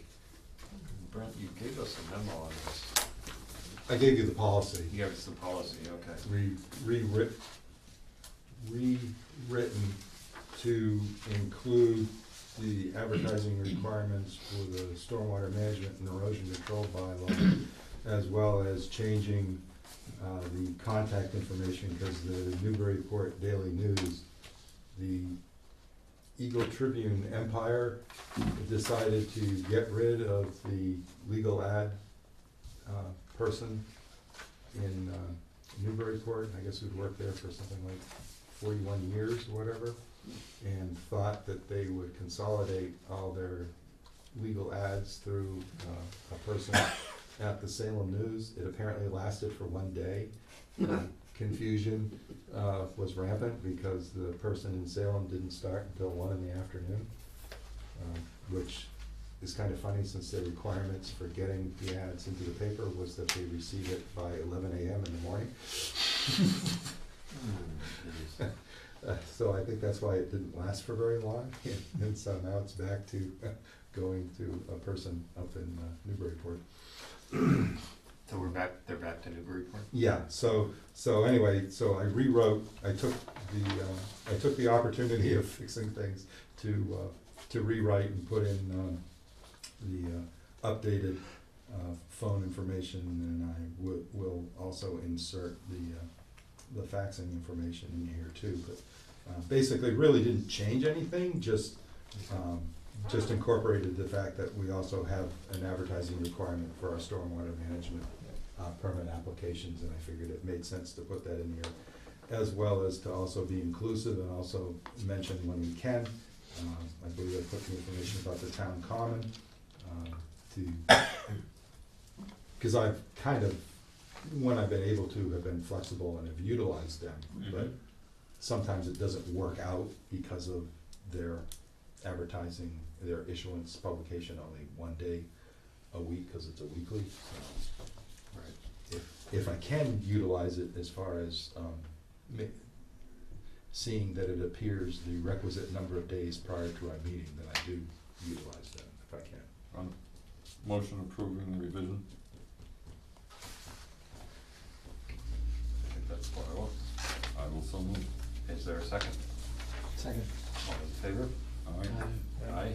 All against? Motion carries.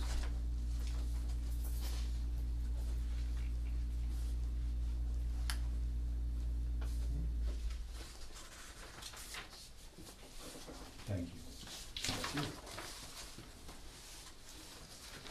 And that brings us to the end of the specific agenda items, and lastly, we have status reports, permits, and enforcement.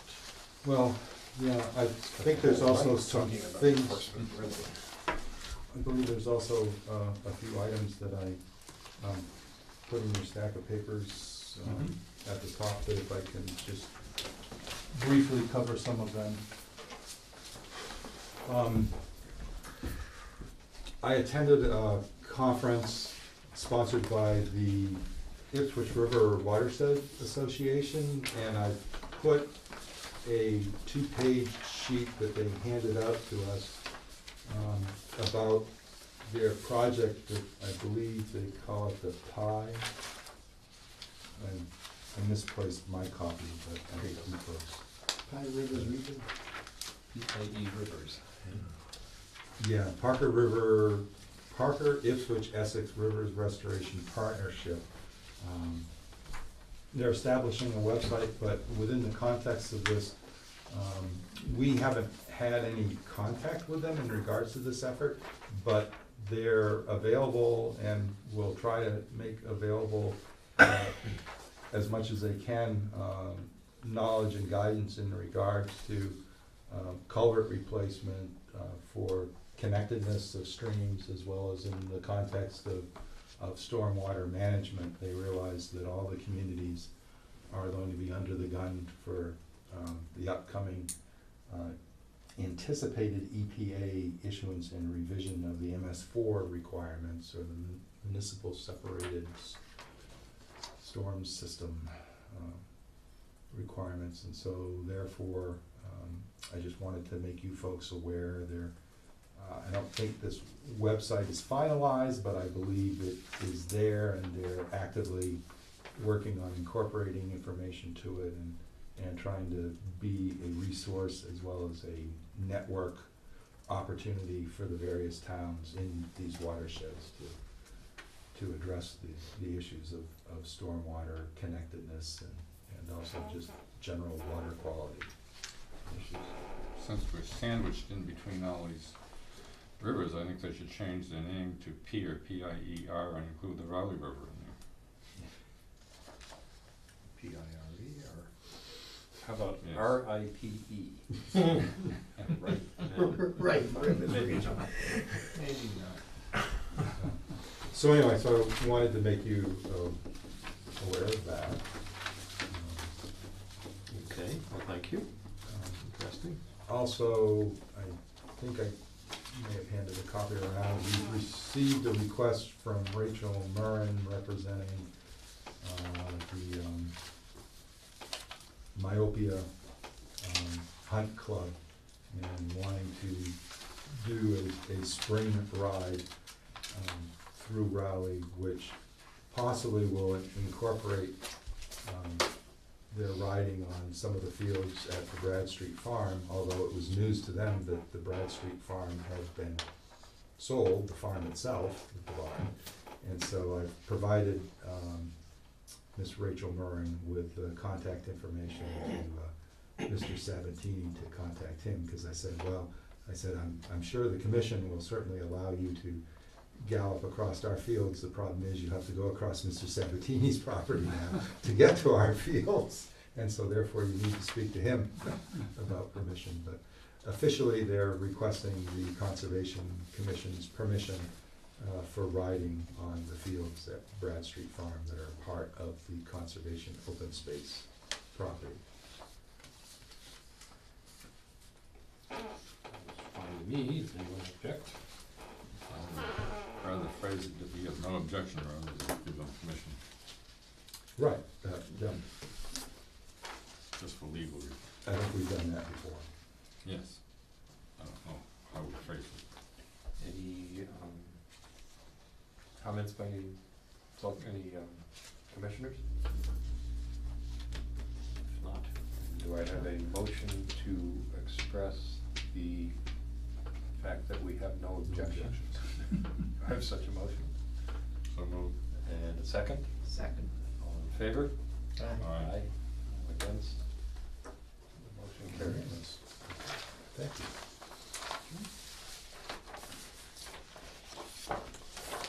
Okay.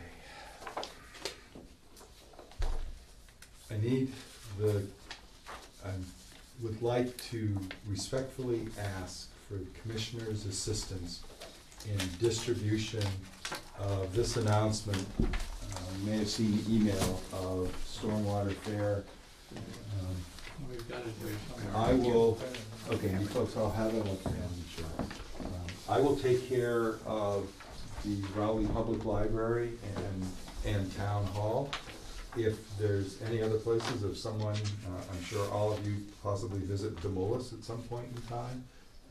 If you have any church or other gathering places that have announcement bulletin boards. If you possibly could display this, and of course you're invited if interested. This was developed in response to outreach by Mr. John O'Connell, who I think serves on Newbury's planning board, I think, and maybe one or two other boards in the town of Newbury. He is very interested in cross-border cooperation in meeting the requirements of the upcoming stormwater management permit. And one of those mandated requirements is public outreach, and so this is a component of public outreach. And at this point in time is being conducted with no funds, just us spreading the word as much as we possibly can.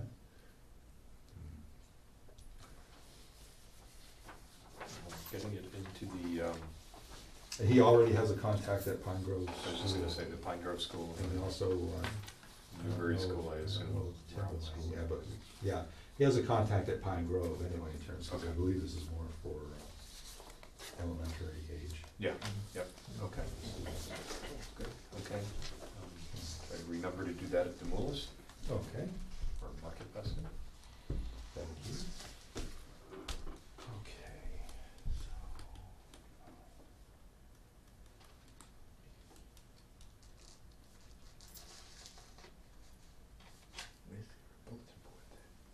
See what can. Move forward between the two, automatic doors. Section, airlock. You never noticed? Usually lost cat and dog notices. Yep. Yeah, well, Take one to the bakery. Okay, I have a request from Mr. Ken Murphy, who is currently constructing a single-family residence at 162 Leslie Road. This is one of the two lots that were split off from the mink farm, the Bud property. He's requesting a waiver from the post and rail fencing requirement, and he'd like to install posts with the appropriate signage. The wording in his letter is a little basically, and what I've tried to show on the plans here is in pink is the no cut, no disturbance zone, and the highlighted yellow highlighter along the driveway is the areas that were proposed to have post and rail fencing. He's concerned that because of the relatively narrow configuration of the driveway, that snow plowing will damage the post and rail fence, and that he's perfectly willing to install 4x4 posts with the signage on them, but he'd like to have the requirement of the post and rail fencing along the driveway corridor relaxed. Now, it turns out that's mostly where post and rail fencing was required. I suggested to him, and I would suggest to, if the commission would agree, that in front of the dwelling here, along the restored area that had the debris removal and then was revegetated and is undergoing restoration right now, that still would be an appropriate area for the possible use of post and rail fencing due to significant lack of understory and shrubbery, as well as front yard areas are typically an area that sees pressure from the dwelling's occupants to quote unquote expand their landscaping activities. And so if the commission would concur, I would like to advise Mr. Murphy that we'd be happy to just go with 4x4 posts and the signage displayed at regular intervals in the other areas, but we'd like to still see post and rail fencing at that front portion due to its proximity to the front yard of the potentially occupied dwelling. if that We would be- didn't include it out here though, right? No, Those but are we just did posts. include some posts with signs, yeah. Yeah. See, there are small rectangular dots just for posts. No, that's just posts, so the Yeah. post and rail starts here and ends here. Well, no, Right. actually, Right. it originally, the fencing actually started here and went to there, and over here started there and went to there. And I'm suggesting that, Instead, That we- do it here. that we just ask him for post and rail across here, Yeah. and then just do posts with the signage Yeah. along all the other. I just, Yeah, it makes sense. I'm just suspicious that the closeness to the quote-unquote front yard of the dwelling might see the most pressure to quote-unquote Yep. expand and Well, trim and he's shrubbery. probably right, that the posts and rails will get broken by the snow removal, and then they'll look like crap, nobody will ever fix them, because there's just driveway, and it's just not But it's gonna be interesting effective. that Mr. Bussing put post and rail along his, I think his common driveway might driveway. be wider though, I'm not sure, this yeah, looks I'm- pretty narrow, huh? I think you're possibly right, and I did, offer to him, well, what if you just installed it further down the slope, and he still felt that it was pretty narrow. I think he's thinking of the volume of the snow that we sometimes had to deal with, that would pressure and just splay the posts and split the rails. Yep. And I can attest from working at Mass Audubon's Ipswich Sanctuary, where the post and rail fence saw significant impacts this season from the snow. So I think he's right, but I'm just saying, we've had some instances where it hasn't been a problem. Yeah, yeah. Need a motion to modify the order of conditions to permit that? Yeah, well, it's not a real modification. I mean, if you wish to do a motion and direct me to communicate that to him, it's fine. This is just kind of Up to Doug. Yeah, let's do a motion. All right, Is there a motion to modify in accordance with Brent's recommendation? so moved. Is there a second? Second. All in favor? Aye. Aye. Anyone against? Probably you're right, Brent, it's an improvement, really.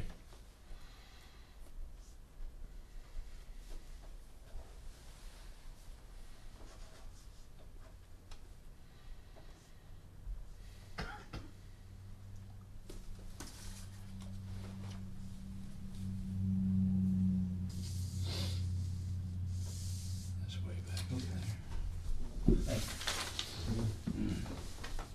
Way off in the woods, yeah. Way up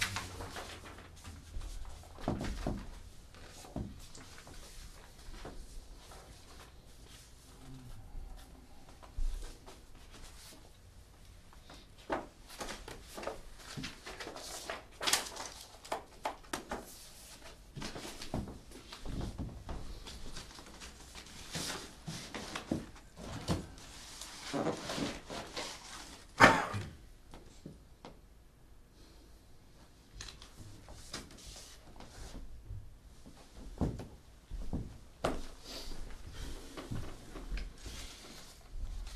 What's he got?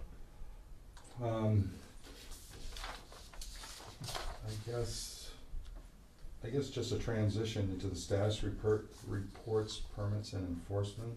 Yeah. 54 Haverhill Street, Mr. Schmidt.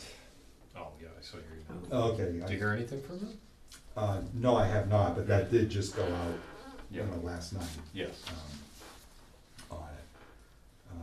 Just sounds like they kind of dropped the ball here at the end. Yeah, and I don't know exactly what has happened. I know, well, in fact, I saw Mary Rimmer both at this workshop with the Ipswich River Watershed folks, as well as I saw her and conversed with her a little bit at DEP's little session too. And I know she forwarded on the information and the requests for the plan revisions to the surveyor and to Mr. Rivers, who's acting as the representative for the Schmidts, both the son and the father.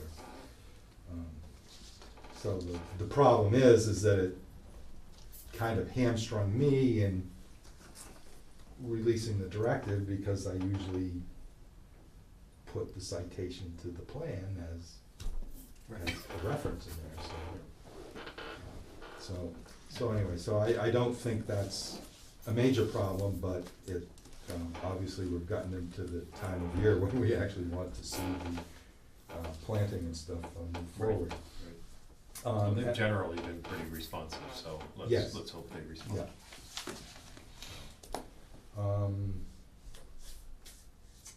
I had a request to meet with the water department in regards to various, basically the two permits regarding 401 Central Street. They have recorded that at the registry, and which we found hadn't been done. And they have also put on order a spill containment kit. Surprisingly enough, they didn't have one at that facility, and we had required it. Where's this at? The Central Street 401 facility, this building? Central Street, right, yeah, for vehicle storage. Yeah, lots of vehicles there. I advised them to get an appropriately sized one and brief them that our intent was not to tell them what to buy, but for them to look at the equipment they were gonna have parked there and have a kit capable of handling the gallonage that they might have to deal with. So I'm told, I just got an email the other day saying that they had done that, and they gave me the booking page for the recorded plan. They need to have, I think, a monitoring report and actually do the suppression of the knotweed, and that will be all for that site. 435 Haverhill Street, which is well station number 2, the well and the property where the ball field is located at the corner of Route 1 and 133. They needed to take out the piece of pipe that we found extending underneath the fenced enclosure for the actual well house number 2. They tell me, I believe this week, they will be putting in the gravel pad. They wanted to take the loam, vegetated loam out of there and establish a gravel pad for where vehicles would come in and turn. They also sought permission for the one pine tree they decided not to cut, which had a split trunk, which we all felt Should've been the one. should have probably been cut or whatever, or at least it was more riskier of splitting than a tree with a single solitary main stem. They may possibly defer on that, and I told them that I offered them the ability to consult with you folks in regards to an emergency certification if they wish to proceed on closing out that permit. They still have monitoring to do on the replanted, restored area, and I'm told that that will be done shortly. Again, I suggested that they probably might wanna wait a little bit for leaf out, actually verify that the shrubbery they planted survived. But that is underway also, so, hopefully within short order, possibly by June, we should possibly be looking at closure of those 2 permits. But anyway, so they're moving towards compliance, which is good. Good. Alright.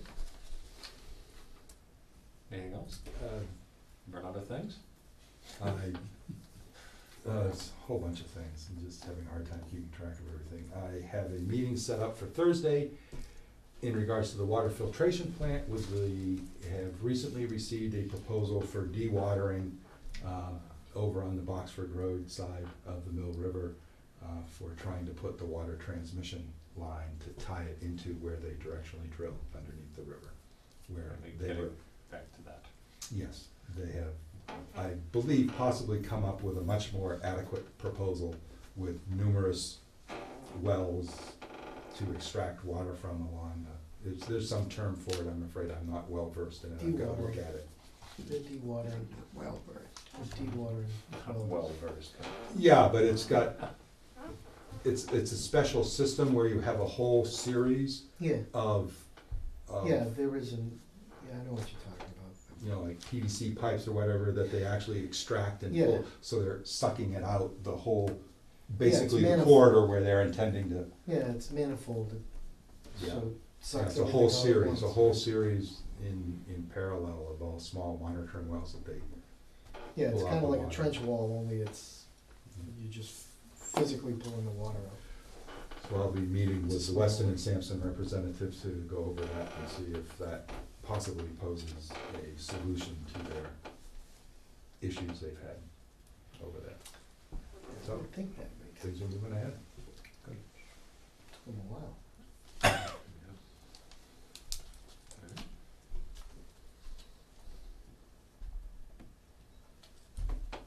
I think that's it. You think you're- Well, I don't think we did anything today that wasn't of enforcement, except for I know. discussion of the cook gift and In our own granting certificate of ourselves a compliance. certificate of compliance. So, you may wish to adjourn. Do I have a motion to adjourn? So moved. And a second. All in favor? Aye.